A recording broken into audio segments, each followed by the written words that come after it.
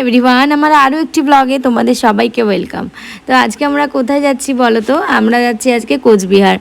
আমার বরের একটু অফিসিয়াল কাজ ছিল, তাই আমি ভাবলাম যে আমিও চলে যাই, একটু ঘুরে আসতে পারবো। আর এই যে আমরা চলে আসলাম কোচবিহারে। কোচবিহারের গেটটা দেখো, এই যে আমি যাওয়ারটাও দেখাবো, খুব সুন্দর লাগে গেটটা দেখতে। আর আমরা আমাদের সমস্ত কাজ কমপ্লিট করে আমরা ডিসাইড করলাম যে রাজবাড়ি যাব। তো এই যে রাজবাড়িতে যাব যখন, তখন আমাদের সাথে দেখা করতে চলে আসলো তোমাদের সবার প্রিয় সৌরভ। দেখা করতে চাও না? চাই তো। শুকরিয়া।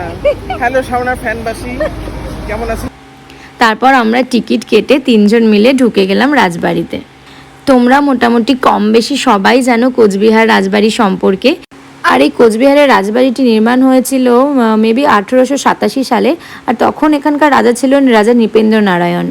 আর আমার এটা শোনা কথা, আমাদের যে রাজা নৃপেন্দ্র নারায়ণ ছিলেন, উনি ছিলেন পাশ্চাত্য শিল্পের অনুরাগী। আর ইংরেজদের